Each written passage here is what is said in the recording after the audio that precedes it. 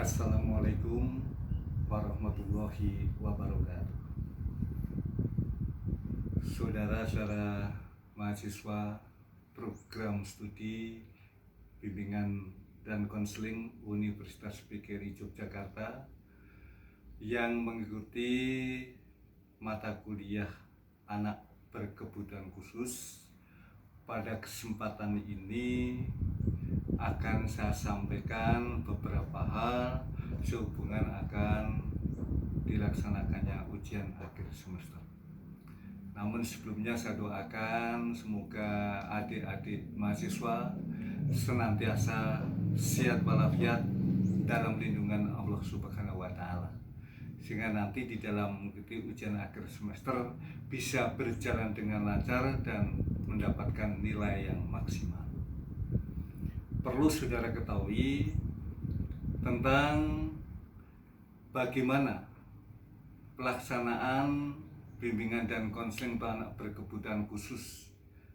Pada program studi bimbingan dan konseling perlu kami sampaikan bahwasanya inti dari pelaksanaan mata kuliah ini, materinya adalah tentang anak berkebutuhan khusus yang sifatnya permanen. Karena ada dua hal yang pernah saya sampaikan dalam kuliah, ada yang permanen, juga ada yang temporer. Yang temporer seperti misalnya anak-anak korban bencana, anak-anak yang terasing, anak-anak di perbatasan. Tapi yang akan kita bahas khususnya adalah anak berkebutuhan khusus yang bersifat permanen. Di antaranya apa? Itu anak tunanetra, termasuk bagaimana karakternya, bagaimana sistem pendidikannya, termasuk anak tunarungu, anak tunagrahita atau yang disebut subnormal, di mana IQ-nya yang di bawah rata-rata. Juga anak tunadaksa yang kelainan fisik, juga tuna sosial, anak nakal, anak yang jenius, anak yang tuna ganda, di samping tunanetra IQ-nya rendah, di samping tunarungu IQ-nya rendah, juga autis. Banyak hal yang akan kita pelajari. Namun saya minta kepada saudara, tolong difokuskan. Pelajarilah bagaimana tentang misalnya anak tunanetra, termasuk karakternya. Perlu saudara ketahui kenapa tunanetra identik dengan yang disebut SLBA. Kalau tunarungu SLBB, tunagrahita SLBC dan seterusnya. Ini yang membedakan sebenarnya berdasarkan sejarah berdirinya sekolah luar biasa yang ada di Indonesia. Nah, kita lihat yang perlu saudara pelajari di sini adalah tunanetra termasuk karakternya. Karena apa? Di dalam saudara membimbing anak-anak yang berkebutuhan khusus tanpa mengetahui karakternya, impossible, itu tidak akan bisa berhasil. Kita akan berhasil kalau kita mengetahui bagaimana karakter dan sikap daripada anak itu sendiri, dan bagaimana termasuk bentuk pelayanannya. Kita lihat misalnya yang tunanetra. Tunanetra itu ada yang dikatakan buta total. Buta total itu buta yang sama sekali tidak bisa melihat, semua terasa gelap. Tapi itu pun ada dua hal sejarahnya. Ada yang buta total sejak lahir, dan ada buta total setelah lahir. Karena secara umum bahwa proses terjadinya anak berkebutuhan khusus itu ada tiga hal: prenatal, natal, dan postnatal. Prenatal, anak bisa menjadi ABG setelah anak itu terjadi janin dalam kandungan tapi belum dilahirkan, sehingga sudah bisa menjadi ABK. Karena apa? Ibunya salah minum obat, emosinya tidak stabil, gizinya tidak terpenuhi. Yang paling repot lagi kalau yang tunagrahita karena faktor gen keturunan. Kalau faktor keturunan sudah pembawaan dari sana, dalam kandungan sampai dia lahir ya tetap seperti itu, utamanya yang tunagrahita. Juga kita melihat yang tadi buta total ada 2, juga ada yang dikatakan bisa membedakan warna gelap dan warna terang. Jadi dia bisa melihat cahaya, tetapi tidak jelas fokusnya. Objek bendanya itu kemana? Itu apa? Itu siapa? Enggak jelas, hanya dalam bayangan saja karena lewat cahaya yang sekilas berlalu. Tapi juga ada yang dikatakan buta atau tunanetra itu yang bisa melihat tapi huruf-huruf yang besar. Misalnya dia membaca dengan kaca pembesar, huruf-huruf yang sangat besar baru bisa dibaca. Atau juga dengan lensa, dengan kacamata ya. Termasuk buta warna itu bisa dikategorikan itu tunanetra. Buta warna menurut sejarahnya itu adalah karena juga faktor gen, faktor keturunan. Dan buta warna itu pasti laki-laki, tidak ada buta warna itu karena perempuan. Jadi buta warna itu juga faktor genetika, itu masuk di dalam kategori tunanetra. Itu contohnya yang tunanetra. Sementara tunanetra itu sendiri mempunyai karakter, ada 3 hal yang paling inti. Curiga terhadap orang lain. Jadi dia itu kalau ada orang bicara berbisik-bisik itu di hadapan tunanetra itu selalu curiga, jangan-jangan membicarakan dirinya. Maka saudara di dalam memberikan bimbingan kepada tunanetra, bicara dengan jelas supaya tunanetra itu mengerti apa yang dimaksud. Karena andalan tunanetra 1, pendengaran. Maka dia tidak suka kalau mendengar sesuatu yang tidak jelas, akan menumbuhkan kecurigaan. Yang kedua, perasaan tunanetra itu mudah tersinggung. Maka saudara melihat sekarang banyak tunanetra yang menjadi penyanyi. Mungkin sekarang yang dengan Didi Kempot yang katakan Arda, ngetren kan sekarang, itu anak SLB kan, baru kelas 3, dia pandai menyanyi. Justru nyanyiannya bisa dihayati dengan menyentuh kalbu, mengharukan. Karena apa? Dia mengutamakan rasa. Maka tunanetra di samping dia hebat di dalam menyanyi, biasanya dia juga masase, pintar memijak. Dia bisa merasakan dengan hatinya. Maka bicara dengan tunanetra, hati-hati, perasaannya mudah tersinggung dan sangat sensitif. Tapi yang ketiga adalah ketergantungan yang berlebihan. Dia memang tidak bisa mandiri. Dia selalu membutuhkan orang lain, baik akan mengenal lingkungan, ruangan, dan apa saja butuh orang lain. Ini tunanetra. Maka andalan tunanetra untuk mengenal terhadap lingkungannya itu memfokuskan pada OM. OM itu artinya apa? Orientasi mobilitas, yaitu pengenalan pada lingkungan. Misalnya masuk toko, belanja di pasar, masuk di kelas, itu bisa tepat waktu. Masuk toko mau beli gula bisa, tapi sebelumnya biasanya OM itu mengenalkan dulu.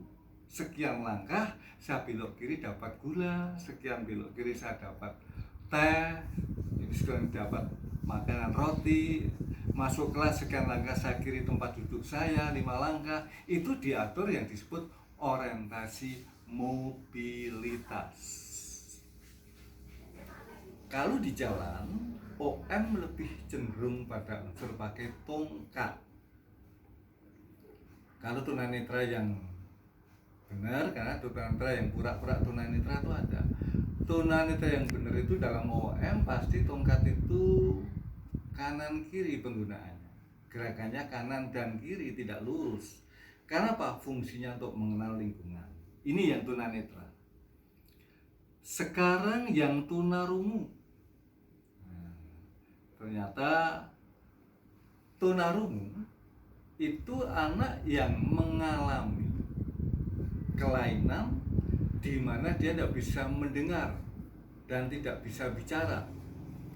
Kalau anak yang bisu itu pasti tuli. Karena orang bisa bicara itu meniru dari orang lain. Kalau dia tuli total nggak bisa mendengar, otomatis mereka menjadi bisu, tidak bisa bicara. Nah, tunarungu ini sekolahnya berada di sekolah luar biasa jurusan B, maka disebut SLBB. Tunarungu ukurannya adalah desibel. Desibel itu bisa diukur lewat audiometer. Orang yang normal itu biasanya desibelnya 0 sampai 15. Tapi kalau sudah 15 ke atas sudah mulai mengalami kelainan. Simbah-simbah kita yang sudah tuli dan pendengarnya tinggal sedikit itu bisa desibelnya di atas 60. Seperti mendengar pesawat terbang. Jadi kalau bicara dengan simbah-simbah yang sudah sepuh tidak mendengar itu harus keras. Karena apa? Desibelnya sudah tinggi. Dan anak-anak yang seperti ini ada yang sama sekali sudah tidak mendengar, tapi ada pula tunarungu yang desibelnya masih di bawah 60, tidak total, itu bisa menggunakan hearing aid, alat bantu dengar. Alat bantu dengar. Kalau orang yang mampu ya alat bantu dengar bisa nempel di kacamata, tidak kelihatan kalau dia tunarungu. Tapi sisa pendengarannya bisa dimanfaatkan. Tapi kalau tunarungu ternyata total ya nggak bisa. Bahkan di luar negeri keberadaan anak ABK itu dihargai oleh negara. Contohnya di Australia. Itu kalau misalnya naik mobil, maka di belakang mobil ada ban serep. Itu gambar telinga. Itu menunjukkan bahwa mereka sopirnya tunarungu. Maka kalau orang akan menyalip, itu tidak harus dengan klakson. Klaksonnya sampai sekeras apapun nggak akan dengar. Tapi apa? Dim dengan model lampu. Oh, itu tunarungu itu. Inilah dalam bentuk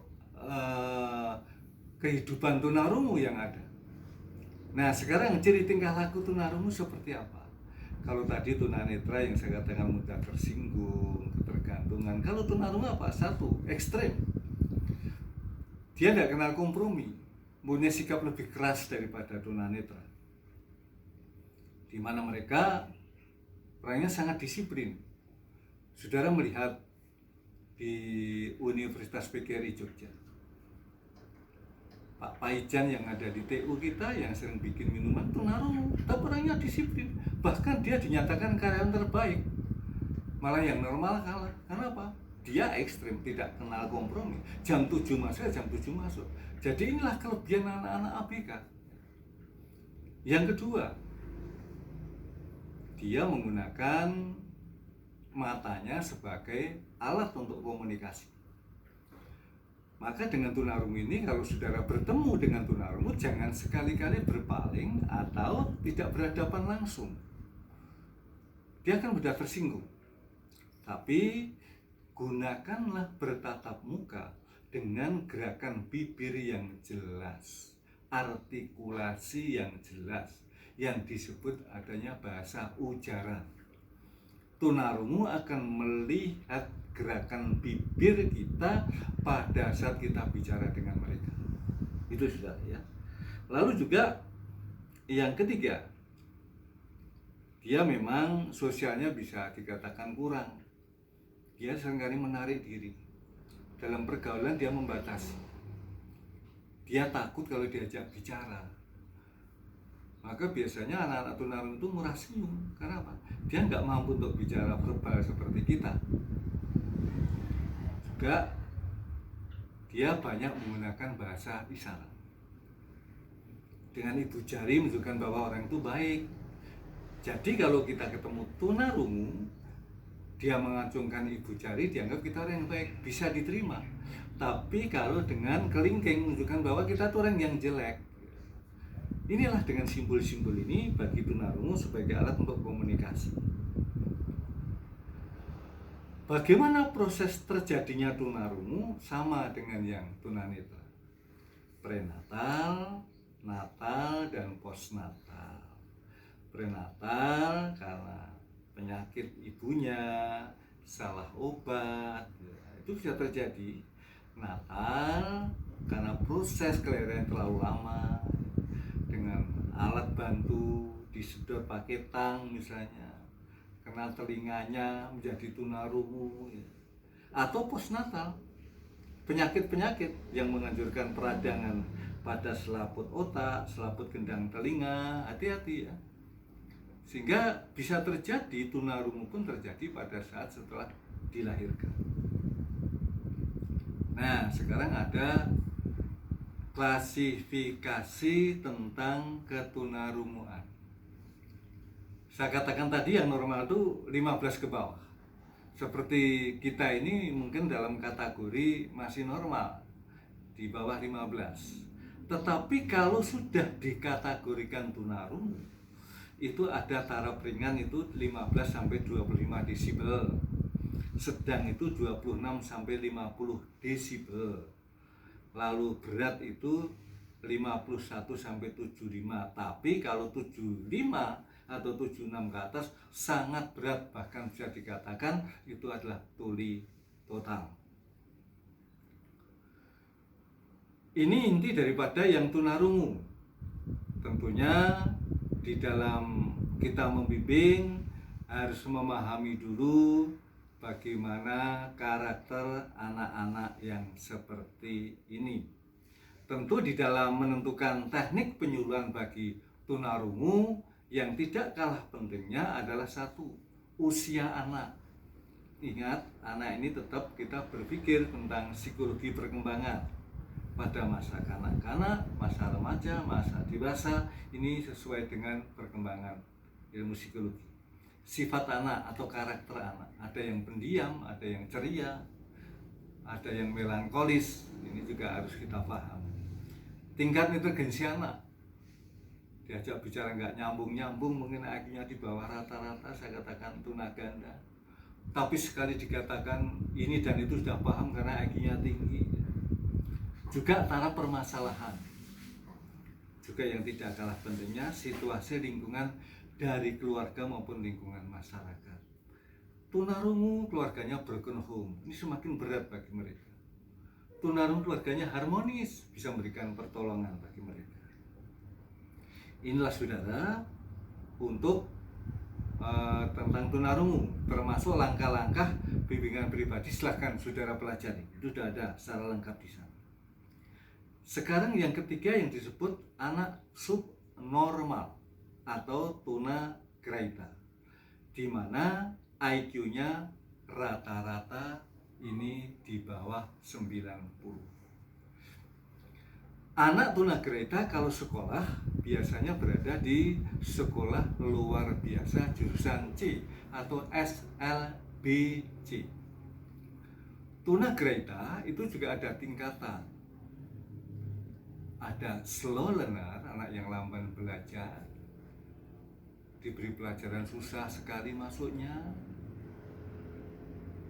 jadi mereka berkali-kali terangkan baru paham. Di bawahnya lagi disebut debil. Debil itu IQ-nya itu antara 51 sampai 75. Bawahnya lagi imbecile, itu antara 25 sampai 50. Bawahnya lagi idiot. Idiot tidak mungkin anak itu masuk di sekolah karena hanya mampu dirawat. Yang atasnya mampu latih, yang disebut imbecile. Kalau di sekolah itu di SLB C1, ada SLB C2, ada SLB C. Oleh karena itu, ini pun sesuai dengan tingkatan masing-masing. Nah, anak-anak ini bisa terjadi karena apa? Juga lebih cenderung kepada faktor genetika. Hati-hati saudara di dalam memilih jodoh nantinya, di mana kalau jodoh Anda orang yang pandai, kalau nanti ikut orang tuanya tentunya ya anaknya akan pandai. Tapi kalau jodoh Anda anaknya kurang pandai tapi Anda pandai, kalau pas seperti Anda mungkin pandai, kalau tapi jodoh yang tidak pandai bisa tidak pandai. Jadi ini ternyata apa? Di dalam penelitian adalah karena faktor keturunan.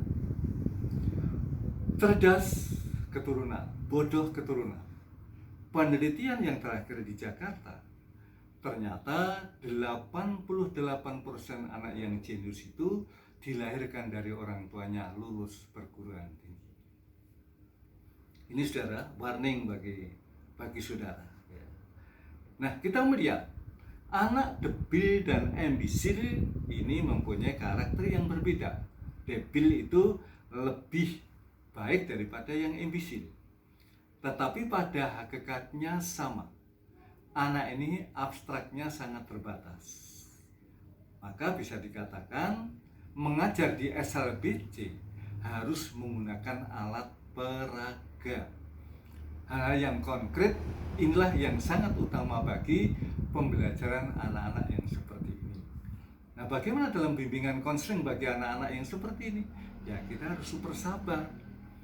Bisa juga kita menyampaikan suatu permasalahan dia tidak paham-paham, ya harus sabar. Karena apa? Potensi mereka sangat terbatas. Maka ini juga Anda pelajari nanti, yaitu bagaimana ciri-ciri anak debil atau mampu didik dan anak yang ambisil yang disebut mampu latih.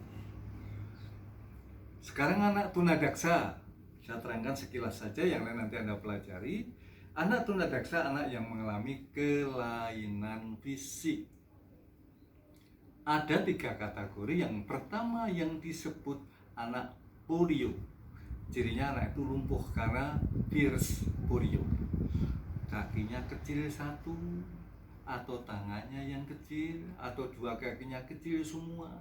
Kalau kecil satu, di dalam istilah tunadaksa, 1 anggota tubuh yang kelainan disebut monoplegia. 2 anggota tubuh yang disebut diplegia. 3 anggota tubuh disebut triplegia.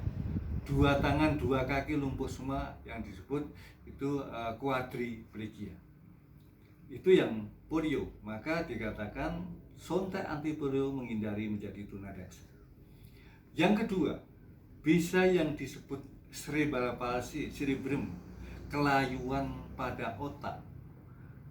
Semua aktivitas yang ada itu adalah karena dalam kendali otak manusia. Maka di sini kalau otaknya rusak, maka aktivitas tubuhnya menjadi rusak. Maka bisa dibagi menjadi beberapa hal. Contohnya anak CP, cerebral palsy tadi, tremor. Tremor itu gerakan tangan yang bergetar gerakan terus, tidak pernah berhenti kecuali tidur. Itu tremor. Regit, ataksia, masih banyak yang lain, yaitu kaku, jari-jarinya nggak bisa dipukul, menulis saja susah. Yang repotnya lagi, kalau misalnya 2 tangan 2 kaki nggak berfungsi, ya gunakan apa? Mulut untuk menulis. Tapi itu pun kalau yang masih jenisnya masih jenis yang polio tadi. Kalau yang ini berjalan saja susah. Inilah saudara. Dan yang ketiga yang disebut cacat yang lain. Tidak CP, tidak polio, tetapi kelainan fisik. Misalnya kecelakaan, tangannya diamputasi 1. Itu yang disebut monoplegia, tidak berfungsi. Kecelakaan 2 kaki dipotong, diamputasi semua, itu juga tunadaksa. Tapi yang disebut tunadaksa cacat yang lain. Ini sekilas. Sekolahnya di mana? Sekolahnya di sekolah luar biasa jurusan D. Jurusan D. Sehingga disinilah anak-anak untuk SLBD, untuk yang tunadaksa yang polio, SLBD 1 adalah untuk yang cerebral palsy. Dan yang kelima yang disebut SLBD sekolah luar biasa anak-anak yang mengalami adanya kelainan sosial, anak nakal. 13 tahun sudah membunuh orang, sudah memperkosa orang. Atau mungkin yang ringan misalnya, pergi kemana tidak pamit orang tuanya. Mungkin saudara pernah ngalami, ya. Kita ngalami, pernah sekolah, nggak pamit orang tua, termasuk tunas sosial. Tapi yang ringan. Yang berat yaitu tadi, sudah berjudi, sudah membunuh orang, menganiaya orang. Ini terjadi apa? Ya banyak faktor. Lingkungan yang kurang bagus, masyarakat yang kurang bagus, masyarakat pemabuk, penjudi, suka berkelahi. Ini akan bisa menghancurkan perkembangan anak. Keluarga juga begitu, kurang perhatian pada anak. Orang tuanya asik dengan dirinya sendiri. Bisa jadi anak mencari kepuasan di luar. Anak salah pergaulan. Apalagi pada anak-anak masa transisi. Maka biasanya DSLB itu pada anak masa SMP. SD pun sudah ada 13 tahun tuh yang sudah menganiaya orang, suka berkelahi. Karena apa? Karena dia tidak mendapatkan perhatian dalam keluarga dan juga karena lingkungan masyarakat yang tidak bagus. Maka tunas sosial di sini biasanya cenderung materi pelajarannya pada bidang olahraga. Contohnya Mike Tyson itu kan anak jalanan. Maka dia dikumpulkan dalam ring berkelahi, tapi diarahkan menjadi petinju yang hebat. Ini juga begitu, diarahkan dalam olahraga, sportivitas, tidak liar. Jadi anak-anak ini pun bisa dididik dengan berhasil dengan baik manakala semua komponen ini betul-betul memperhatikan. Dan juga berikutnya anak-anak supernormal, anak yang jenius. Anak jenius itu anak-anak yang IQ-nya di atas rata-rata. Ada yang dikatakan superior, ada yang dikatakan jenius, ada yang dikatakan gifted, ya. Itu intinya di atas rata-rata. Anak ini bisa juga dengan sekarang sistem adanya akselerasi. Ada percepatan, ada pengayaan, ya kan? Sehingga di SD itu 4 tahun, SMP 2 tahun, SMA 2 tahun, sehingga masuk di Gajah Mada sekarang 15 tahun masuk perguruan tinggi. Kenapa? Dia sangat pandai. Tapi jangan dikira anak tidak bermasalah. Dia pandai dalam IQ, tapi dia mungkin kelainan dalam sosial.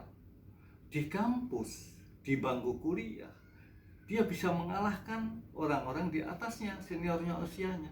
Tapi keluar kampus, dia nggak bisa bergaul dengan orang yang usia dia jauh di atasnya. Ya kembali kepada anak-anak. Ini juga perlu ada suatu pengarahan. Juga yang terakhir yang disebut tunaganda.